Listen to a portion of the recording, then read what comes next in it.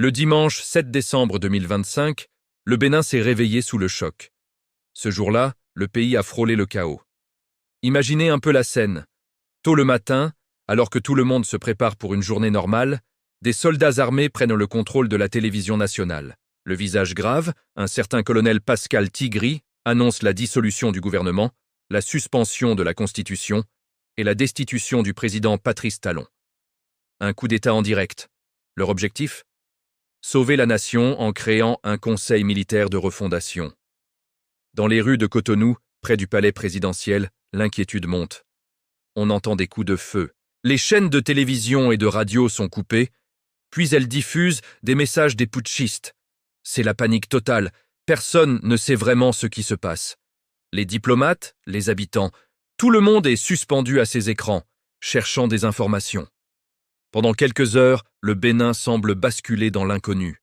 Mais l'histoire ne s'arrête pas là. La riposte ne s'est pas fait attendre. Quelques heures plus tard, coup de théâtre, le ministre de l'Intérieur, Alassane Seydou, apparaît sur une chaîne privée. Son message est clair. La tentative de coup d'État est en train d'être maîtrisée. L'armée loyaliste, fidèle au président, passe à l'action.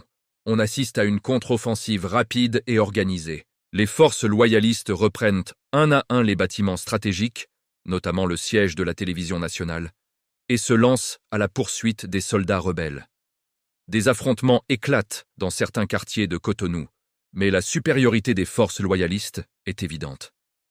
Dans l'après-midi, la télévision nationale revient à la normale. Le gouvernement annonce officiellement que la tentative de prise de pouvoir a été mise en échec. Pour rassurer la population et sécuriser la capitale, des barrages militaires sont érigés un peu partout. Des blindés et des unités spéciales sont déployés sur les grands axes. Lentement, très lentement, la vie reprend son cours, même si l'atmosphère reste électrique. Le soir venu, c'est le président Patrice Talon lui-même qui s'adresse à la nation.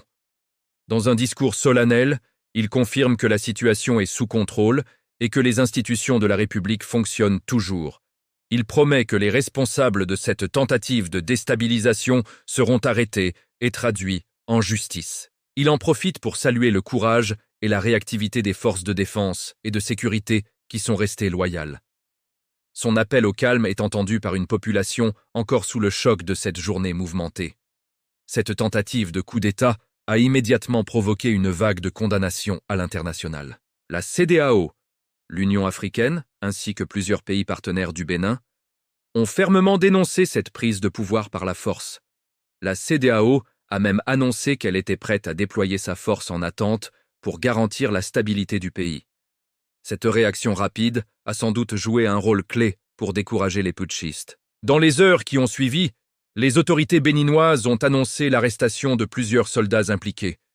Mais le sort du meneur, le colonel Tigri, reste un mystère. Ainsi s'est terminée cette journée du 7 décembre 2025. Un coup d'État éclair, spectaculaire, mais qui a échoué en moins de 12 heures. Ce fut un dimanche où la démocratie béninoise a vacillé, a montré sa fragilité, mais a finalement tenu bon. Un avertissement sévère qui restera gravé dans l'histoire du pays.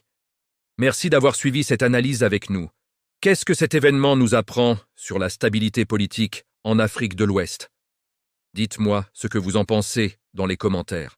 N'oubliez pas de vous abonner pour ne rien manquer de nos prochaines vidéos. À très bientôt.